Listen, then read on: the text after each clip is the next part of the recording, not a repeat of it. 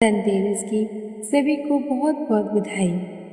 इस धनतेरस में कीजिए ऐसे छोटे मगर असरदार उपाय जो धन की वर्षा करेंगे ही करेंगे। पहले जानते हैं इस बार कब है धनतेरस और शुभ मुहूर्त, साथ ही पूजा विधि के साथ पौराणिक कथाएं जिसे इस दिन जरूर सुनना चाहिए। इस बार कार्तिक मास की कृष्ण पक्ष की त्रयोदशी तिथि 18 अक्टूबर को दोपहर 12:18 से लेकर 19 अक्टूबर को दोपहर 1:51 तक है। ऐसे में धनतेरस का पर्व 18 अक्टूबर दिन शनिवार को मनाया जाएगा। धनतेरस को धन त्रयोदशी के नाम से भी जाना जाता है। इस शुभ अवसर पर भगवान धन कुबेर भगवान धनवंतरी की पूजा अर्चना करने का विधान है। पौराणिक कथा के अनुसार समुद्र मंथन के दौरान भगवान धनवंतरी कलश लेकर समुद्र से अवतरित हुए थे। इसी वजह से उनके प्रकटोत्सव के रूप में धनतेरस का पर्व देश भर में मनाया जाता है। भगवान धनवंतरी को औषधि और चिकित्सा का देवता माना जाता है। इस पर्व को मनाने की दूसरी कथा जगत के पालनहार भगवान विष्णु के 52 अवतार से जुड़ी हुई है।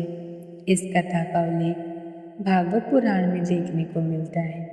कथा के अनुसार कार्तिक माह के कृष्ण पक्ष की त्रयोदशी तिथि पर वामन अवतार ने असुर राज बलि के दान में तीनों लोक मांगा था और देवताओं को उनकी खोई हुई संपत्ति और स्वर्ग प्रदान किया था।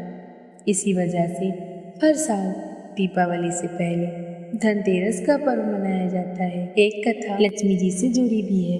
कहा जाता है कि एक समय भगवान विष्णु मृतलोक में विश्राम करने के लिए आ रहे थे। तब लक्ष्मी जी ने भी उनके साथ चलने का आग्रह किया। तब विष्णु जी ने कहा कि यदि मैं तुम अगर वैसा ही मानो तो फिर चलो। तब लक्ष्मी जी उनकी बात मान गई और भगवान विष्णु के साथ वो मंडल पर आ गई। कुछ देर बाद एक जगह पर पहुंचकर भगवान विष्णु ने लक्ष्मी जी से कहा कि जब तक मैं ना आऊं तुम यहाँ ठहरो, मैं दक्षिण दिशा की ओर जा रहा हूँ, तुम उधर मत आना।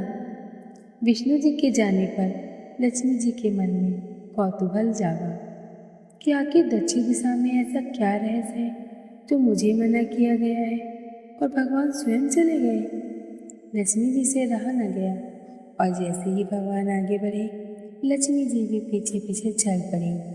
कुछ ही आगे जाने पर उन्हें सरसों का एक खेत दिखाई दिया जिसमें खूब फूल लगे थे। सरसों की शोभा देखकर वह मंत्रमुग्ध हो गई और फूल तोड़कर अपना श्रृंगार करने के बाद आगे बढ़ी। आगे जाने पर एक गन्ने के खेत से लक्ष्मी जी गन्ना तोड़कर रस चूसने लगी। उसी क्षण विष्णु जी आए और यह देखकर लक्ष्मी जी पर नाराज होकर उन्हें श्राप दे दिया कि मैंने तुम्हें इधर आने को मना किया था पर तुम ना मानी और किसान की चोरी का अपराध कर बैठी।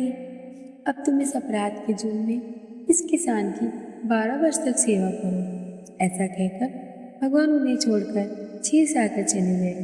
तब लक्ष्मी जी उस गरीब किसान के घर रहने लगी।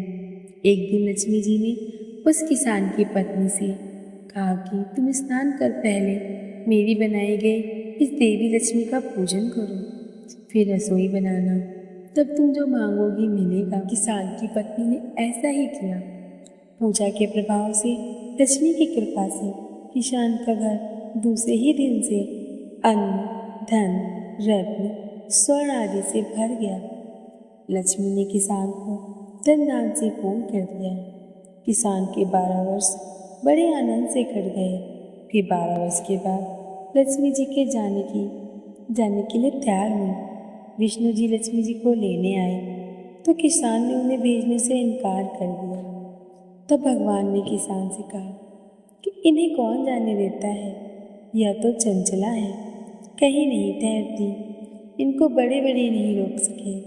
इनको मेरा श्राप था, इसीलिए 12 वर्ष तुम्हारी सेवा कर रही थी। तुम्हारे 12 वर्ष सेवा का समय पूरा हो चुका है। किसान हठपूर्वक बोला कि नहीं, अब मैं लक्ष्मी जी को नहीं जाने दूंगा। तब लक्ष्मी जी ने कहा कि हे किसान, तुम मुझे रोकना चाहते हो तो जो मैं कहूँ वैसा करो। कल तेरस है, तुम कल घर को लीप पोत कर स्वच्छ करना, रात्रि में घी का दीपक जलाकर रखना और सायंकाल मेरा पूजन करना और एक तांबे के कलश में रुपए भरकर मेरे लिए रखना। मैं उस कलश में निवास करूंगी, किंतु पूजा के समय मैं तुम्हें दिखाई नहीं दूंगी। इस एक दिन की पूजा से वर्ष भर मैं तुम्हारे घर से नहीं जाऊंगी। यह कहकर दीपकों के प्रकाश के साथ दसों दिशाओं में फैल गई। किसान ने लक्ष्मी जी के कथानुसार पूजन किया।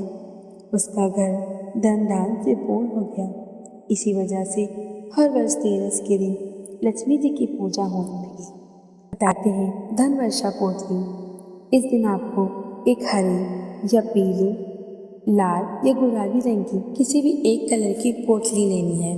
उसमें 5 कौड़ी सफ़ेद और पीली, 5 हल्दी की गांठ और उसमें 5 सिक्कों के साथ 500 का नोट या जो भी आपकी सामर्थ्य हो वह नोट लेना है। उसमें थोड़ा सा इत्र लगाकर लक्ष्मी जी को अर्पित करके मन में अपनी कामना को बोलते हुए साथ में एक छोटा शीशा उस नोट के ऊपर रखकर उसे पोटली में रखें और पोटली को अपने पैसों वाली जगह पर रखना है, जो आपको शाम को 6 बजे से 8 बजे के बीच करना है। और इस साल आपको इस पोटली के उपाय से धन वर्षा का अनुभव जरूर होगा। अगर आपको वीडियो पसंद आए हो तो लाइक शेयर करना ना भूलें। धन्यवाद।